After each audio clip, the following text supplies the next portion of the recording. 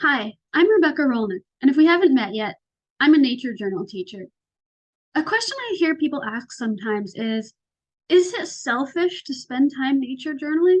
With all of the huge problems happening in the world and all of the action that we need to take on an international scale, why should I get to spend time sketching and writing about this tiny little flower or this bird or this animal track that's in front of me?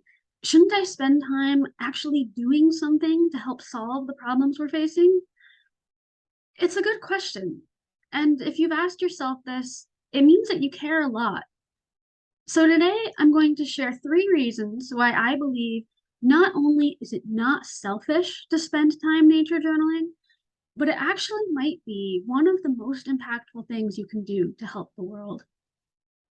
First off, a lot of the problems we're seeing in the world are happening because people are disconnected from nature. Spending time nature journaling is helping to fix that root problem. And then when we develop that connection in ourselves, it spreads to the other people around us. Second, we can't help heal the land if we don't know what's going on with it. One example comes from Rachel Carson. You might know her as the author of Silent Spring, a book that alerted people to the dangers of DDT and other chemical pesticides, and it helped to kickstart the modern environmental movement in the 60s. She didn't just notice that there were frogs singing in the land around her. She noticed when she didn't hear them. Do you know your local ecosystem well enough to recognize not only when something is there, but to realize when it is missing?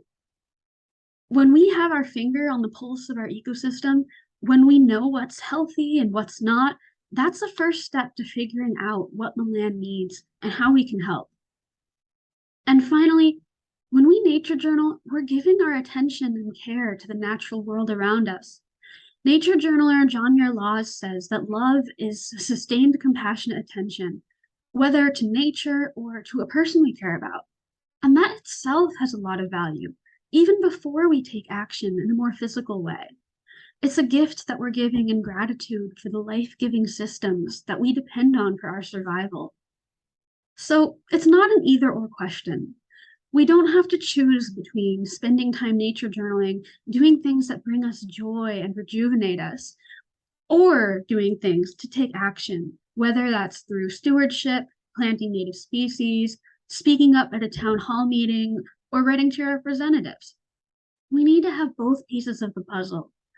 Having your own connection to the natural world is where it all starts, and everything else can flow from there. So go step outside your front door, take your nature journal with you, and have an adventure this week.